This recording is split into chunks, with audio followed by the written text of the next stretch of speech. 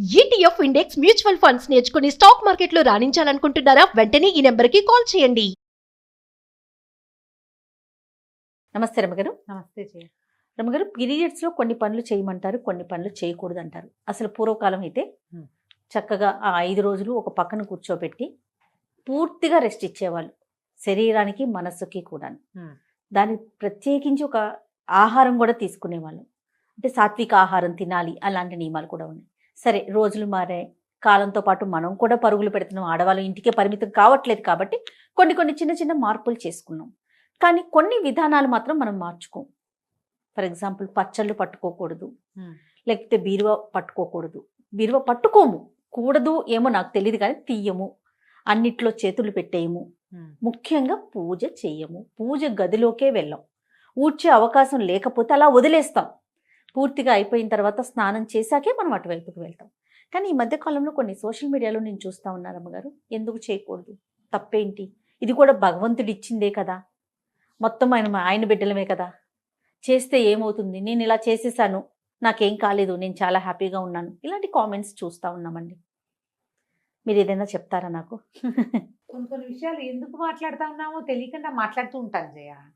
Social media వచ్చాక మనకి ప్రతిదాని గురించి ప్రతి వాళ్ళు ఆడలేదు, మగలేదు, చిన్నలేదు, పెద్దలేదు, అన్నీ మాట్లాడేయాలి, అన్నీ అడిగేయాలి, అన్నీ చెప్పేయాలి, ప్రతిదీ చూపించేయాలి. ఏదనిపిస్తుంది అనిపిస్తే ఏ ఊహ వస్తే ఆ ఊహ. ప్రతిసారి నేనైతే నాకు ఒక ట్యాగ్ లైన్ ఉంటుంది, ఫాలో యువర్ ఓన్ రిలీజియన్, నీ సొంత విధి, సొంత ధర్మం. మీ ఇంట్లో నీ ముందు వాళ్ళు ఏం చేశారో అది ఓకే. నీ పక్కన ఉన్న వాళ్ళు, నీ ఫ్రెండ్స్ ఎవరో, మేము ఇట్లా చేస్తాం, మీరు ఎట్లా చేయరా, ఎట్లా చేయకపోతే తప్పు, పాపం, అదేదో పాయింట్లు.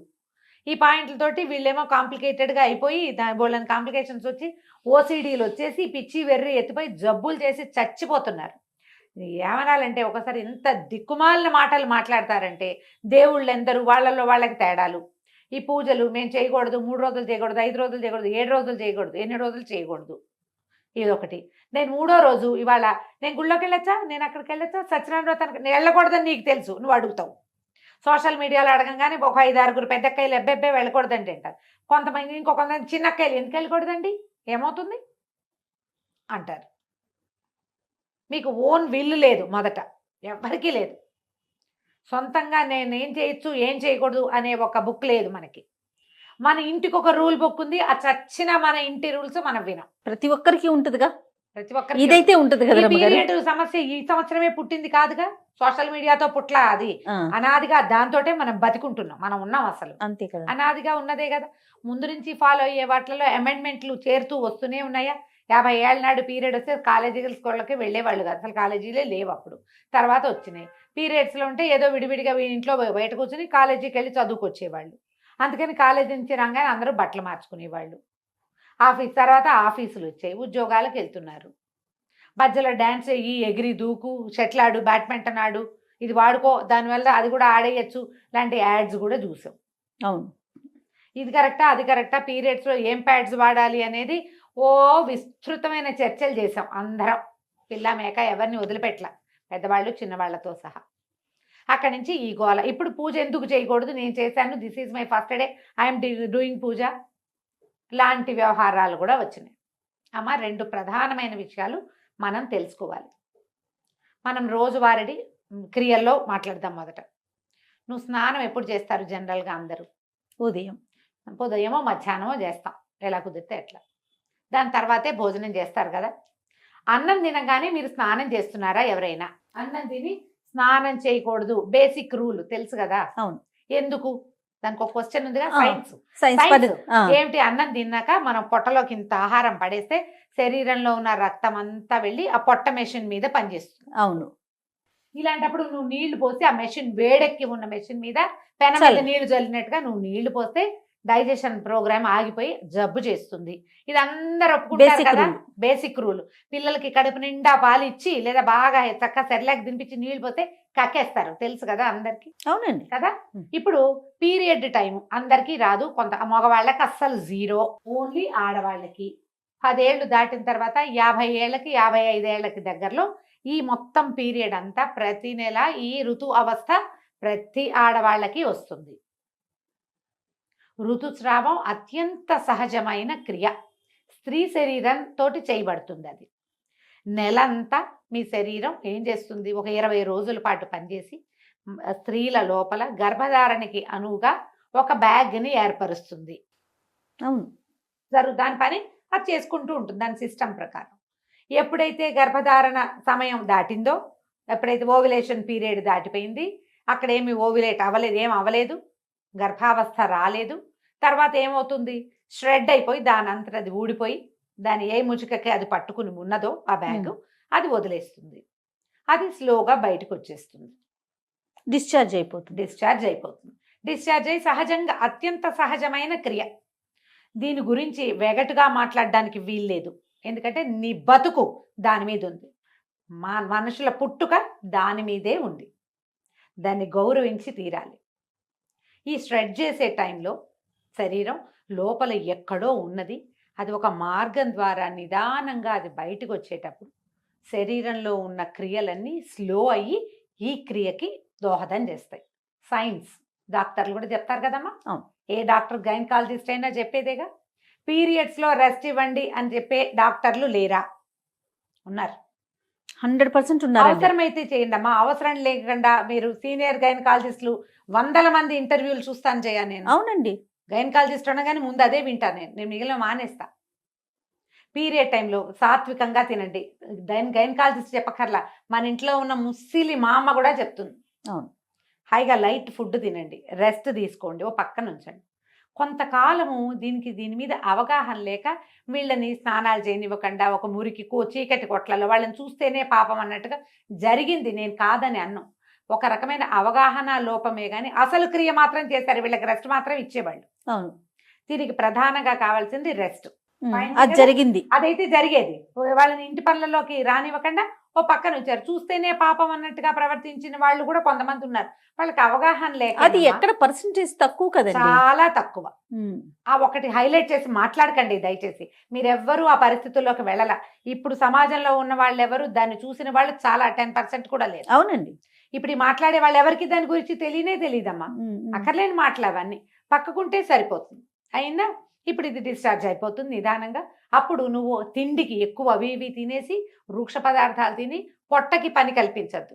నీ గర్భంలో పొట్టలో వేరే క్రియ జరుగుతోంది, దాన్ని స్లోగా జరగనివ్వు. జరిగిపోతుంది దాని దారినది.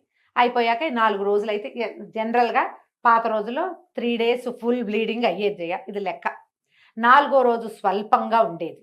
5వ రోజున మార్నింగ్ 5వసారి స్నానం చేస్తే 5th day మార్నింగ్ మీరు తల స్నానం చేస్తే మీరు పూజ చేసుకోవచ్చు, ఇది చేసుకోవచ్చు, అన్నీ చేసుకోవచ్చు అనే విధి ఎప్పుడు ఉండేదంటే, అప్పట్లో ఆడవాళ్ళు వంగి లేచి కూర్చుని నీళ్లు పట్టుకుని నీళ్లు తెచ్చుకుని కూర్చుని గొంతు కూర్చుని వంట చేసి బావిలోంచి నీళ్లు తోడుకుని చల్లటి నీళ్ళ స్నానం చేసి వాకిళ్ళూడ్చి బియ్యం దంచి ఇన్ని పనులు చేసేటప్పుడు ఈ 4 days ఖచ్చితంగా ఉండేది.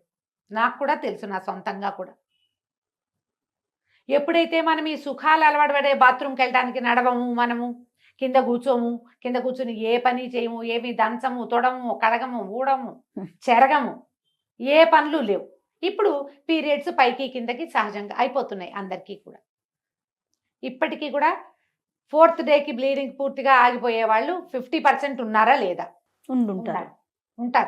ఉంటారు ఖచ్చితంగా. అందుకే ప్రెగ్నెన్సీలు, నార్మల్ ప్రెగ్నెన్సీలు చాలా ఉన్నాయి కదా. ఉన్నాయి కదా. నార్మల్ ప్రెగ్నెన్సీ ఎవరికి వస్తుంది? పీరియడ్స్లో ఫ్లక్చుయేషన్స్ లేని వాళ్ళకి నార్మల్గా ప్రెగ్నెన్సీలు వచ్చేస్తాయి. ఏదో ఫ్లక్చుయేషన్ ఇబ్బంది ఉందంటే మీరు పని చేయకపోవటం వల్లే అని నేను అన్ను. రకరకాల ఎలిమెంట్స్ అయ్యి ఉంటాయి. అయినా ఇప్పుడు ఈ క్రియలో ఇది సహజమైనది, మీకు అందరికీ తెలుసు, నేను మళ్ళీ చెప్పాను. వేరే పూజ దగ్గరికి వద్దాం. వాట్ ఈజ్ పూజ? ఏంటమ్మా పూజ? భగవంతుడు నువ్వు 2 పూలు తెచ్చి ఊరికి ఇక్కడ పడేసి అలంకారం చేసుకోవటం కాదు. నీ పూజ చేస్తే మన శరీరంలో ఉన్నటువంటి బ్లడ్ పైకి వెళ్తుంది. చక్రాస్లో ఉన్న ఎనర్జీ పైనున్న సహస్రారంలో ఉన్నటువంటి శక్తిని చూడ్డానికి పైకి వెళ్తుంది. అది మనకి ఇప్పుడు పీరియడ్లో శక్తి అంతా ఎక్కడికి వెళ్తోంది? తిరోగమనంలో ఉంది, కిందకి వెళ్తోంది. ఈ కిందకెళ్ళే శక్తిని నువ్వు పట్టిలాగి పైకి తీసుకెళ్తానంటాం ఏంటి? గొప్ప అది ఏంటమ్మా? అది ఎందుకు చేయాలి ఆ పని? పూజ అంటే నువ్వు పువ్వులు పెట్టడం, ఐఎమ్ డూయింగ్ పూజ, నాకు ఇంగ్లీష్లో 4 వాక్యాలే వచ్చమ్మా, అంతకంటే రావు, ఇవే వచ్చు. డూయింగ్ పూజ అంటే ఏమొచ్చు నీకు? ఏవో 2 పువ్వులు పెట్టి ఒక దీపారాధన చేసి ఒక అగరత్తులు వెలిగిస్తే అది పూజ ఏమైపోదు. ఇది ఊరికే క్రియ చేస్తున్నాం అంతే మనం. పూజ అంటే ఏదైనా చదవటం, ఏదైనా భగవంతుడికి ఆత్మ సమర్పణ చేయటం అమ్మా పూజ అంటే. అది క్రియ కాదు, ఉమ్. క్రియ కాదు. ఈ పై క్రియ చేసి నేను పూజ చేశాను, పీరియడ్స్లో ఉన్నాను, నేను చేస్తున్నాను, నాకేమీ కాలేదు, మీకు కూడా ఏం కాదు, చెయ్యండి అంటే నువ్వు ఒకదానివి 2 పువ్వులు పెడతావు. నేను అట్లా పెట్టను, నా పూజ అది కాదు. నాకంటే పూజ అంటే ఇంకోటి ఉంది. నువ్వు చేసావని నేను చేయకపోయినా ఎవరో ఒక పిచ్చి మొహాలు 5-6 గట్టిగా అవి ఇవి చదువుకుని చేస్తే వాళ్ళ బ్లడ్ పైకి పంప్ అవుతానంటుంది, ఓ పక్కన బ్లడ్ ఫ్లో కిందకి వెళ్తోంది. ఎందుకు చేస్తారమ్మా ఈ పనులు? ఎందుకు చేయొద్దన్నారు? అసలు పీరియడ్లో ఈ పని వద్దు అని ఎందుకు చెప్పారంటే 2 పద్ధతులు.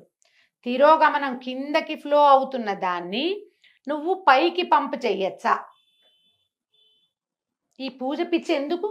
5 రోజులు నువ్వు ప్రశాంతంగా ఉండొచ్చే, 4 రోజులు పూజొద్దు, వంట తంటా చేయబోక హాయిగా ప్రశాంతంగా ఉండు, నీ శరీరం బాగుంటుంది, నీ హార్మోన్స్ చక్కగా ఫ్లో అవుతాయి.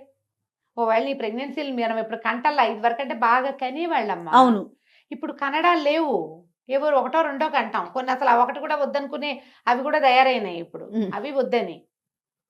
కానీ మీకు మీ శరీరం తన పని చేస్తుంది, బుద్ధి నీది, వద్దనుకునే బుద్ధులు మనవి.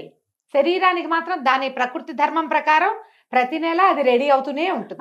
నువ్వు వద్దన్నా అది మాంద కదా. నువ్వు అదేం చేస్తుందో దాన్ని చేయని, అది ఏ రకంగా వెళ్తుందో దాన్ని వెళ్ళని వాళ్ళు. కానీ నీ ఐడియాస్ తోటి శరీర ధర్మాలని పాడు చెయ్యొద్దు. పూజ చేస్తే నాకేమీ కాలేదు, నాకేమీ కాదు అన్న నమ్మకం నీకుంటే నువ్వు నీ ఇంట్లో చేసుకో, దాన్ని ఫేస్బుక్లోను వాటిలోనూ పెట్టకు. నేను కొన్ని ప్రశ్నలు ఎప్పుడు ఎదుర్కొంటాను జయ. వాళ్ళ 4th డే గుళ్ళోకి వెళ్తా, ఎప్పుడు వెళ్ళను ఎందుకు అడుగుతారమ్మా? నాకు తెలియక అడుగుతా. సొంతంగా డిసైడ్ చేసుకోరు మీరు, ఇది మీ పర్సనల్ థింగ్ కదా. అంతే నాకు కదా ఎంత కోపం వస్తుందో జయ. అంటే ప్రశ్నలు అడిగితే మీ కోపం వస్తుందా? పెద్దవాళ్ళు మీరు ఇలా మాట్లాడచ్చా అంటారు రమ్మగారు. నువ్వు కూడా అంటావు. అవును, నువ్వు కూడా అదే మాట అంటావు.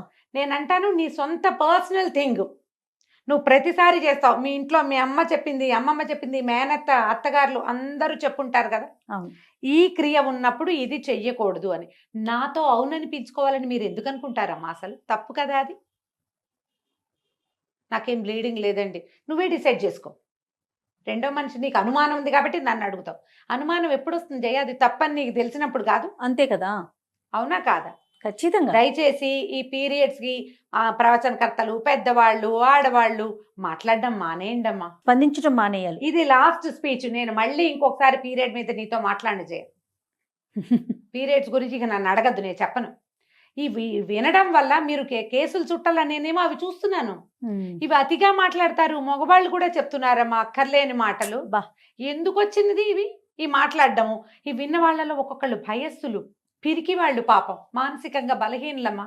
ఇవి విని భయపడి చచ్చి అదేదో ఎక్కడైనా అంటిందేమో, ఏదైందేమో, ఓసిడీకి లోనయ్యి జీవితాలు మిజరబుల్ చేసేసుకుంటున్నారు జయ. 40 పైన కేసులు మాట్లాడాను జయ ఈ ఒక్క విషయం మీద. నేను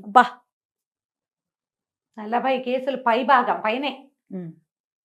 ఒట్టి శుభ్రత అది కాదు, పీరియడ్ రిలేటెడే చచ్చిపోవడానికి సిద్ధమయ్యే కేసులు చూస్తున్నా నేను. సూసైడ్లు చేసుకుంటున్నారు, దాంట్లోకి వెళ్ళిపోతున్నారు. పిల్లలు కలిపేశారని, ముట్టు కలిసిపోయిందని, అదేదో పంప మునిగిపోతుందని, ఆ 3 రోజులు వాడుకున్న బట్టలు మళ్ళీ వాడుకోకూడదని, గాజులు వేసుకున్న వాళ్ళు గాజులు కూడా తీసి బయట పారేయాలని, ఎన్నెన్నో మార్చాలి, ఇల్లంతా కడిగేసేయాలి, బట్టలన్నీ ఉతికేసేయాలి, దుప్పట్లన్నీ తీసి బయట పారేసేయాలి, పిల్లలు స్కూల్ నుంచి ఇంటికి వస్తే డేగ కళ్ళతో ఆ పిల్లలకి తల్లికి రిలేషన్ ఉండటల్లా ఇట్లా అవుతోంది. మీరందరూ మాట్లాడడం మానేయండి దయచేసి. అయితే అతివృష్టి రేపు అనావృష్టి చూస్తున్నాం. అవునా కదా రమ్మగారు? ఎవరి ఇళ్లలో ఏముందో వాళ్ళ ప్రకారం వాళ్ళని పాటించుకొనివ్వండి దయచేసి. పీరియడ్స్ లో చేయొచ్చా అని ఎవరైనా అడిగితే అమ్మా, ప్రవచనకర్తలు మీరు మాట్లాడకుండా ఉంటే చాలా రకాల మానసిక సమస్యలకి అసలు సమాధానాలు లేని స్థితిలో వాళ్ళని పెట్టేసిన వాళ్ళం అవుతున్నాం. నేను కూడా ఇంక్లూడెడ్ జయ.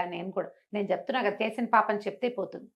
ఇదే లాస్ట్ వీడియో జయ. ఇక మళ్ళీ పీరియడ్ రిలేటెడ్ ఇష్యూ క్వశ్చన్, ఏ పండగ గురించి నువ్వు పీరియడ్లో ఉంటే ఎప్పుడు చేసుకోవాలమ్మా? పోలిపాడ్యమి నాడు దీపం పెట్టాలి.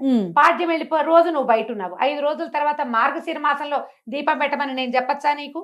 తప్పు కదా. వినాయక చవితి నాడు పీరియడ్ వచ్చింది, ఎప్పుడు చేసుకోవాలి?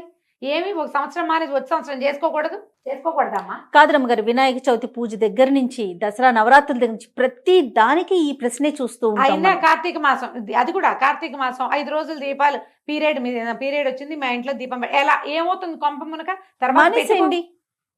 తర్వాత పెట్టుకో. నీ స్థితి నీకు ఒకదానికే కాదు కదా, నీ చుట్టూతో ఉన్న ప్రకృతి కూడా తెలుసు కదా. ఎస్, పిల్లలుంటే పెట్టించండి, లేకపోతే మానేయండి. కేవలం కామెంట్లలో ప్రశ్నలు మీ దాకా తీసుకొస్తున్నారు అమ్మగారు, కానీ మీరు పర్సనల్ గా కూడా ఎన్నో ప్రశ్నలు మాట్లాడతా. ఎదుర్కోవాల్సి వస్తుంది, మాట్లాడాల్సి ఈ వస్తుంది. 5 రోజులు పెట్టుకోలేనమ్మా, ఇప్పుడు ఏం చేయనమ్మా, ఆ తర్వాత పెట్టుకోండి అమ్మా అని చెప్తా. ఇదే ఆన్సర్. అవునని చెప్పాలి జయ, కనీసం 30 మందికి చెప్పా ఈ మాట, తెలుసా? కార్తీక మాసం రోజు దీపం పెట్టుకోవాలి కదమ్మా, పీరియడ్ లో పెట్టుకోలేము, అప్పుడు ఎలాగమ్మా? మీ ఆయనతో పెట్టించండి. మొగుడు ఒప్పుకోకపోతే కొట్టుకు చేస్తారా మీ ఇద్దరు ఈ విషయం మీద? వదిలేయండి. ఈ పీరియడ్ ఇంత గోల్ చేస్తోందమ్మా, సహజమైన క్రియని ఎంత కాంప్లికేటెడ్ చేసేసుకుంటారు జయ. చిన్న పిల్లల ముందు, పెద్దవాళ్ళు మీరు అన్నట్లుగా అందరి ముందు మాట్లాడేయాల్సిన పరిస్థితి వచ్చేస్తుంది. వచ్చేస్తుంది. అంటే అదేదో దాచేది కాదు, కానీ మాట్లాడుకోవాల్సిన అవసరం కూడా లేదు కదా. లేదు, మీ ఓన్ సిస్టమ్ ని ఫాలో అవ్వండి.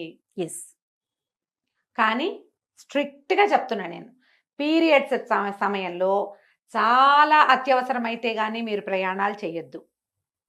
సాధ్యమైనంత లైట్ ఫుడ్, సింపుల్ ఫుడ్ తీసుకోండి. సాధ్యమైనంత తక్కువ పని చేయండి. పూజ అని మీరు దేన్ని భావిస్తున్నారో, ఏదైతే మీలో ఆధ్యాత్మిక భావాల్ని పెంపొందిస్తుందో ఆ పని చెయ్యొద్దు. ఇట్స్ ఏ నో మీన్స్ నోయే. ఆధ్యాత్మిక భావాల పెంపొందించడం అంటే బ్లడ్ ఊర్ధ్వగామి అవుతుంది, రక్తం పైకి వెళ్తుంది, అది చేయకూడదు.